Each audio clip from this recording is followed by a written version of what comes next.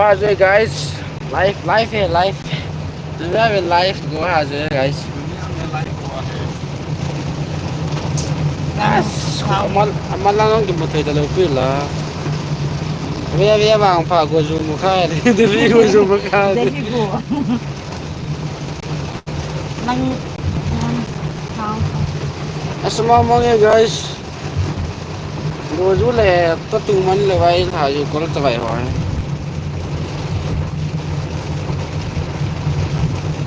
Asma lang gimulo pina. Ay mana lobi. This is Ukay, handsome, Guys. the gentleman. Duni nunga ko lang ho dinga tak sa alaw ni ko hingay. Yun na siyem ben. Tập con cái hồn liêm cái vỏ lên nôm đây là tôi nè.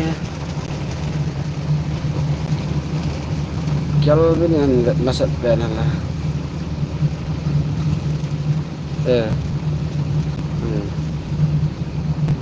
sekian sifat kayak gini. Mata api. Ngay, con hàng mèo hay tạ ta, nó ngã mèo hay tạ ta tàu về. Cái gì cái bây giờ yang con hàng hay tạ khát lệ, ngã mèo hay tạ khát tàu về, cần ngã yang chút tìm mà.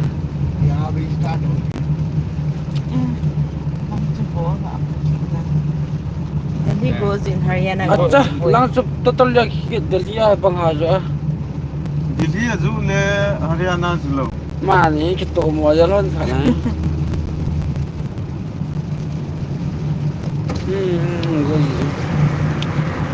Lang bang có Delhi bang haja lang na chút kịp đâu suy suy. Hui tu non so tu la.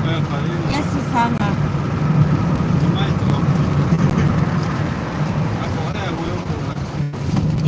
Yes na. Delhi Gulgang lang sa pan eh.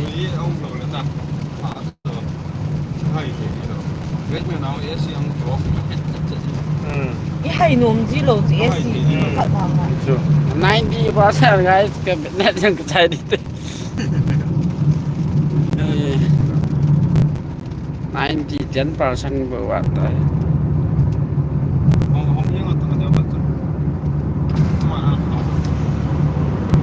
Gulgang may loy cha dikit tu.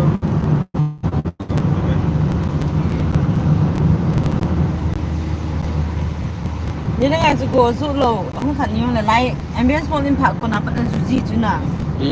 Tu ni tu lai phak de. Laya si na Delhi le Gulgang ki ke na ta ya na. Delhi la ga laya si chu pai lo ki tang to na. Agam kita na dikhen jeng jeng go.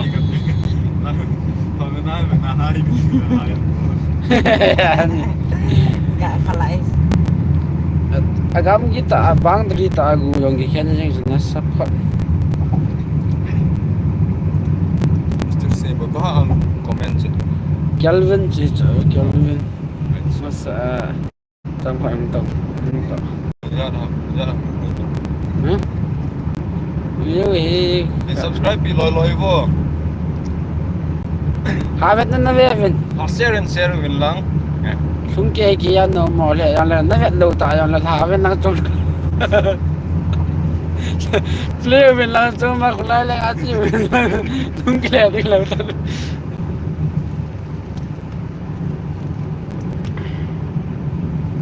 Kai ta te ve jo me ngat de usa. Nadam tahu guys. Gulgang lang go ju tapoy go ju dias kan bolle. Lang ju tapoy. Delhi le Gulgang bang dri lai ta ko ketanin. Aju tapoy. Na bol wa ai le go hi hadi dan.